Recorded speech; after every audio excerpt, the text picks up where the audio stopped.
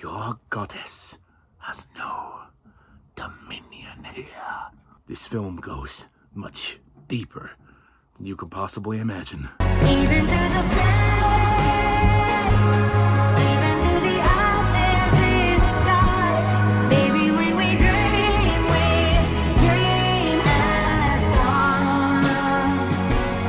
Every time I breathe, it's a song to keep this love alive. Ainate Kamaya, I see you, brothers and sisters. Hello, everybody, and welcome to my official movie review of Avatar, Fire and Ash. Technically, Avatar 3, the third movie in the saga, which is actually the second of 4 planned sequels. Well, assuming this movie does well enough, will determine the future of the franchise. I do have to apologize. I am getting over a cold, so my voice is really hoarse today. I will do my best to power through the review. If I sound a bit rough, then that's the reason why. So, yeah, sorry about that. I would also like to give a couple of shout outs before I begin, and I will hand you over to a collaborative vlog that I did with Harry Thomas Pictures and iQuadigy 400. I'm sorry if I pronounced that wrong, aka Steve. This is relevant because we all saw the movie together. Although I have seen the movie twice now, the first time I saw this film was with them. I would like to turn your attention to the vlog for a moment, just so you can see our experience of seeing the film for the first time. Okay, hello everybody, and welcome to this collaborative vlog with me, Harry Thomas, and iQuadigy. iQuadigy 4, but you can call me Steve for short. Steve. Yes, that would be easier. We're here to see this bad boy, Avatar, Fire and Ash, the third film. We did this 3 years ago, was it? Yeah. Doesn't feel like it. This lucky guy has actually seen it already. Yep, I saw it yesterday. Oh, and by the way, Omati Kamaea, I see you. I see you, baby. I see blue. I see you. Why so blue? Yeah, it's going to be interesting seeing the third one in the trilogy. The reviews are very mixed at the moment, but I'm confident Cameron can deliver. What do you guys think? Oh yeah, pay no attention to the underwhelming reviews. This is James Cameron's best film. Trust me. Only James Cameron can pull it off. It's going to be a long one. It's going to be like 3 hours, 15 minutes, something like that. All right, I'm here for it. So let's get comfy. We'll be back in about 3.5 hours, including the adverts, to, well, with very sore asses, to give you Not our from the retrospect. nachos. Not from the nachos. No, that's a different story. But yeah, no, I for one love this franchise, so I'm really excited for this. Forgive my voice, getting over a cold, but damn it, it's going to be worth seeing it. And yeah, we'll see you soon to give you our verdict. Fantastic.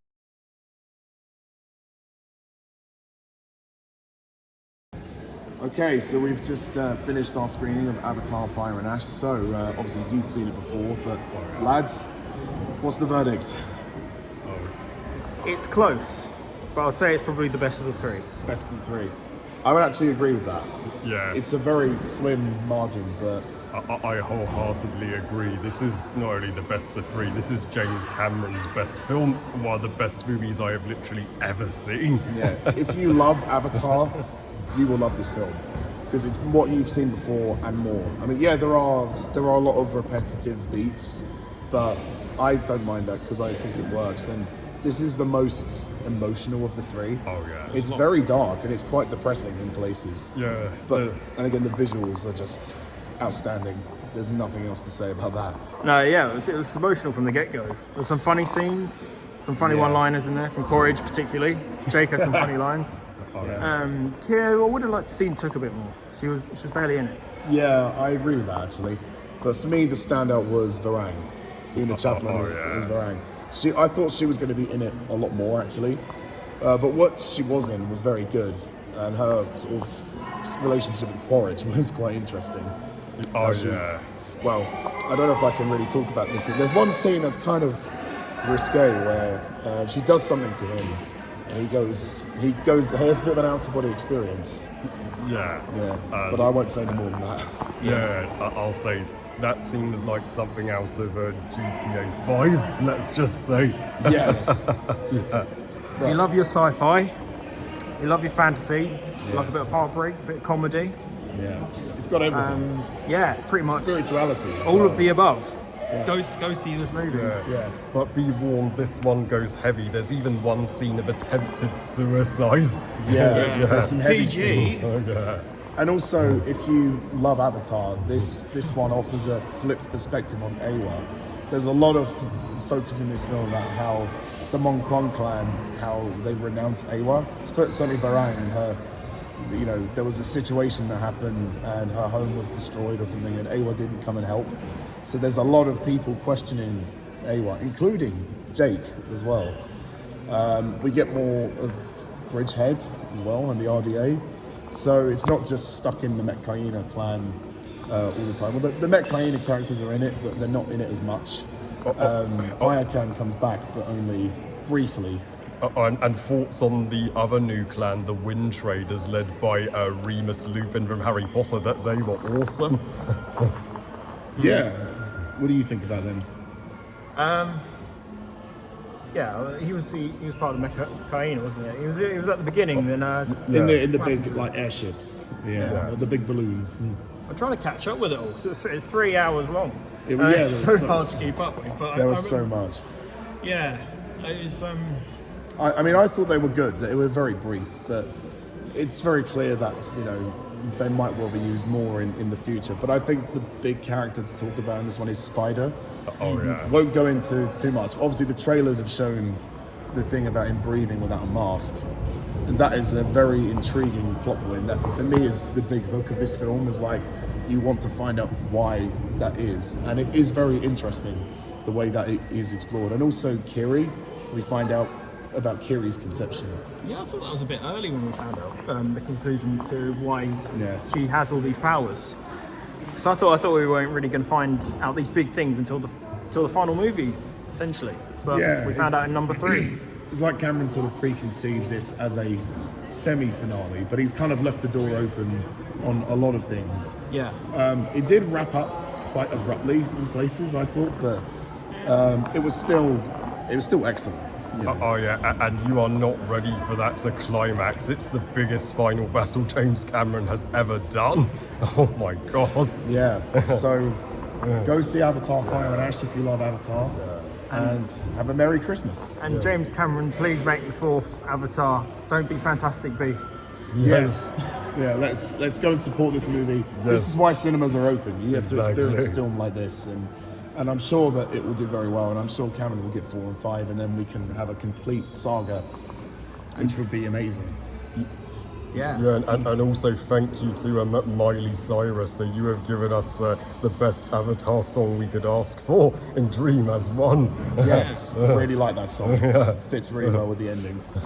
Well, thank you very much, Harry and Steve, and Merry Christmas to you both. So, Avatar: Fire and Ash. Now, I feel like Avatar is one of those franchises where, at this point in the game, you've pretty much made your mind up on whether you love or hate Avatar. It's one of those franchises that is very Marmite. A lot of people are, wowed by the visuals, but quite a lot of people are not impressed by the story and the characters and the world. They just see it as rather a beautiful pit of emptiness. Whereas I'm on the other side of the spectrum. I've never got the hate for Avatar, if I'm going to be honest. If you are an Avatar hater, prepare for this review to completely disappoint you. I will say this, if you're not into Avatar, maybe this is not the time to jump on board with Avatar, because a lot of what we see in this film is very familiar to the franchise and to the first 2 films. Of course, the movie does offer a couple of things that are different, but if you're not a fan at this point, I don't think this is going to win you over. And it's also worthy to mention that The Way of Water was shot back-to-back with Fire and Ash, so these 2 were made together. And if 4 and 5 go ahead, they will also be made back-to-back. So, the plot of Avatar: Fire and Ash is as follows. And before I go any further, I would also like to say that there will potentially be spoilers in this review. So, if you haven't seen the movie and you don't want it spoiled, maybe wait until you've seen the film to watch this, unless you don't give a shit about spoilers. It's up to you. Jake and Neytiri's family grapples with the grief of Neteyam's death, encountering a new aggressive Na'vi tribe, the Ash People, who are led by the fiery Varang, as the conflict on Pandora escalates and a new moral focus emerges. To add more to that, and this is in the trailer by the way, something happens with the character of Spider. His mask runs out of air, and he nearly dies, and then something happens to him which allows him to breathe on Pandora, and then everybody is trying to find Spider. Well, the humans and the RDA are trying to find Spider so they can study him and reverse engineer whatever happened to him to help colonize Pandora for humanity once more. So kind of continuing their ongoing mission that has been going on for many years, although this new development has seen a way for them to potentially go further with that. And Parker Selfridge is after this kid, believe me. So, Avatar Fire and Ash. Well, like I said, at this point, you either love Avatar or you hate it. That's up to you. I personally love this film. I thought this was fantastic. By a small margin, a very small margin, this might actually be the best one because it actually offers something different. As good as The Way of Water was, there were elements of it that were quite repetitive of the first one, essentially like going to another clan, learning the ways, except it just had the Sully family. And the second film did a very good job at establishing the dynamic with this family, whereas this film is quite sad. There's a lot of emotion to this film, and I found myself very melancholic throughout this whole film. I was feeling very sad and very depressed because that's how the movie opens. This is a time of war and grief and sadness for the Sullys, and you feel the weight of their loss. And the film does a very good job at lingering on that loss. Obviously, spoilers for the second film, but Neteyam, their eldest son, died in the second film, and everybody is feeling the weight of that, particularly Neytiri and Jake and Loak as well. There's certainly a lot of tension within the family, and I really liked Britton Dalton's performance in this one as Loak. He really got a lot more to do, and he's kind of being groomed as the protagonist now. He's actually narrating the film as well, which is a very different change from the first two films. But I really like how he's constantly trying to prove himself to his father, and eventually, you know, his arc really goes somewhere, and he really kind of steps up to the plate and really, you know, proves to Jake that he isn't in the shadow of Neteyam, that he is worthy of that approval, and he can protect his sisters, and he can step up and do the right thing. And I really enjoyed seeing him, especially negotiate with the Tolkien Council about Pajak. There was a lot of drama surrounding that. There's one particular sad scene with Loak, which involved him almost trying to shoot himself, which was really powerful. I must admit, I nearly teared up at that. That was very sad. Other performances are fantastic. Obviously, Sam Worthington is back as Jake. He does a very good job. Zoe Saldana as Neytiri, she is incredible. I mean, her emotional range is really quite something. And, you know, she's playing a very different Neytiri in this one because she's so grief-stricken. She's just so hurt by the loss of her son, and she's struggling to get over that. And she's trying to hold on to her faith in this movie. And this is where the flipped perspective of the whole series comes in with the film, which is why I think this is the best film of the series so far. We've also got Sigourney Weaver as Kiri. Again, fantastic. Sigourney Weaver in the second film played Kiri, who is obviously the teenage adopted daughter of Jake and Neytiri, born of Grayson's avatar. We do find out the truth about Kiri, which I must admit was done rather quickly. It was kind of abrupt the way it was explained, but her performance was fantastic. I was a bit more convinced in this one. I bought the whole thing, whereas in the second one it was harder to adjust to Sigourney Weaver being a teenager. It was a bit weird, but now it's just kind of set. It's really good. What she has done is really good. Stephen Lang as Quaritch, amazing. He's taken on a bit more development as well. And there's this lovely tension about Quaritch, which I like, in that the planet is kind of working on him. It's sort of trying to bring out more of his emotional side. And, you know, there's this whole thing of, does he really care about his son, Spider? And we kind of had that in the second film, but we explore that a little bit more in this one. Although he is still very much a man for the mission. He is a colonel and he wants to do his job. But he does strike up quite a bond with Oona Chaplin's Varang. Oona Chaplin is the best performance of this film. She is phenomenal as Varang. She's very scary. She is incredibly scary, the way she intimidates people by using her ponytail to connect to everybody else and then using that to torture them. It's really weird. It's not necessarily in a sexual way. It's just, but the reason why she does it is because she renounces Awa. Awa did not come to help her when a tragedy happened, and she has forever been writhed with hatred, and she's living with that hate, and she wants to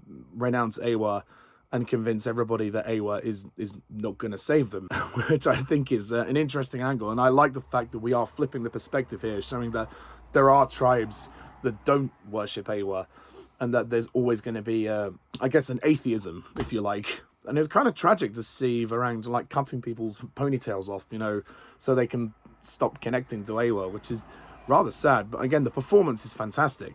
She's not in the movie as much as you would expect, but the movie is very long, so you do get plenty of her. But in terms of the end of the film, the door is left open for her to return, so I really hope she does return. And her scenes with Quaritch are really interesting. There's one scene which is bizarre, where he goes into her tent and she basically gives him some drug, and he gets kind of, well, stoned, I guess. She tries to see into his soul or something and try to work out why he's there, and she's, I guess, using it as some form of torture, which is a bit crazy.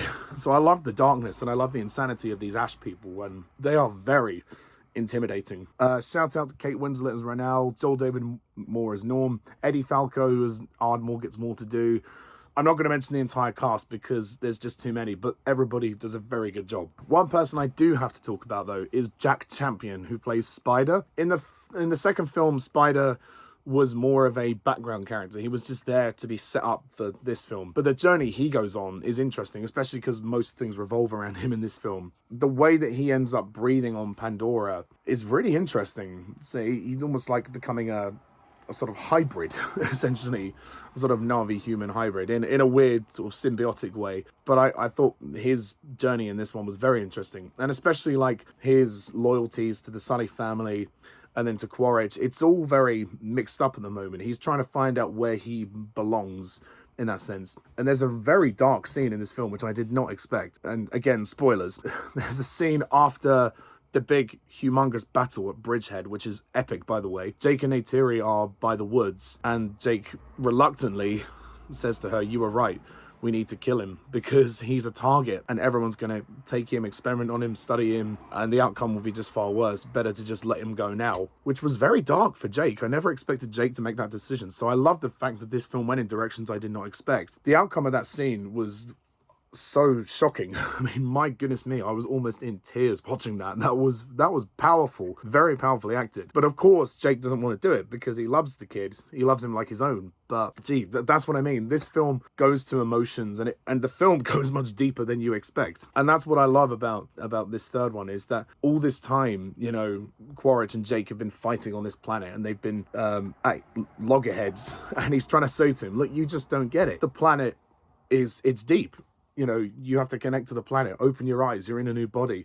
Open those eyes and connect to the planet. I think there's some really good moments like that in this film. The visuals are incredible, as always. Very stunning, beautiful to look at, so authentic. At this point, it's so good that it may as well be live action. It's like they went to the planet and actually shot it. It's so good. I mean, you know, you're just blown away. And the 3D is obviously incredibly immersive. I wouldn't watch 3D with any other film series, only Avatar, and it just worked. For the movie's length as well, it's like 3 hours 17 minutes long. It never dragged for me. I mean, there are times when it slows down, but to me it never felt boring. I was always engaged with it, and it was never dull. I actually thought the pacing was a bit tighter than The Way of Water. I mean, The Way of Water was fantastic, but I just thought that there was that middle section where they were learning the ways in the Metcaina. That really did take its time. This one was moving much quicker, probably because there's a lot more action in this film, and the action spectacle is phenomenal. The final battle is probably the biggest that you've ever seen in this franchise, but there's so many other great sequences, like everything in the forest with the Wind Traders attack, the Bridgehead attack. I mean, there's just so much action. It really is a cinematic epic, and Cameron does a fantastic job directing this movie. If I had any criticisms, yeah, some of the dialogue is a little corny, much like before, but not as much, because this one is played a lot more seriously. But some of Spider's dialogue is a bit corny, and I think maybe could have been cut or removed in some way. And also the Wind Traders, I feel like the Wind Traders were severely underused, and I would have loved to have seen them do a little bit more in the story. I mean, David Thewlis, you've got a great actor like David Thewlis, and you don't use him very much. So it would have been nice for him to have a bit more to do in the film. And lastly, Simon Franglen's music, similar to the second film, but there are some really good themes that were written here, and obviously some callbacks to the music of the first film as well, like the regathering of the clans. It was nice to hear that music again. And the movie's ending is good, although it's rather abrupt. It's a little abrupt the way it ends. There's a sense of completion, but it does very much leave the door open for 4 and 5, as Cameron obviously wants to make this make 2 more of these. And I personally feel like there is more to tell. I don't think this is the ending of the entire series. I feel like if you were to stop here, you could kind of get away with it. But at the same time, I do think there's more to tell. Taking all that into consideration, I really enjoyed this film. I mean, I didn't think it could get much bigger and better. I mean, visually, it's pretty much on par with The Way of Water. It can't really get any better than that. And obviously, some of the story beats are very familiar, so if you are not a fan of the series, you're gonna find this very repetitive, and that's fair enough, you know, to each their own. But I don't mind too much because there are things that are different here, and again, the flip perspective is really what hooks me. And the fact that, you know, there's a tribe that renounce Awa, and there's also a human breathing without a mask. Those little things are, to me, enough to keep me going back, because I know the world is amazing. There's certainly more story beats to come, and I feel like gradually over the course of the next 2, we'll get a few more new ideas. And all the Avatar kids as well, I should say. Like, I didn't mention all of them by name because of the length of the review, but I will say they're all very good, and they're so well cast, and they play their roles really well. Putting all that into consideration, I am going to give Avatar Fire and Ash a 10 out of 10.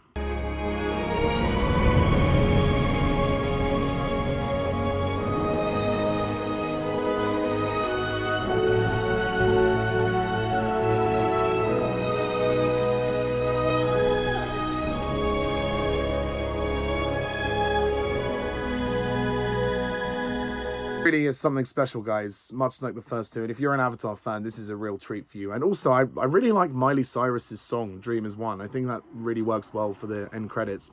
So that's my review of Avatar Fire and Ash. What do you think? Please comment down below, let me know. Shout out to Harry Thomas and iQuadG400, and Merry Christmas and a Happy New Year. I will be back to do my top 5 best and worst lists of 2025 as soon as I can. I will try, I can't promise, I'll try to review a Christmas movie if I get time, but my time is very limited at the moment. I was sick last week, otherwise I would have done one last week, but such is life. So anyway, thank you very much all for watching. Please comment down below, let me know what you think. Please hit the like and subscribe button, and until next time, I'm Pajak's Perspective. See ya. Bye for now.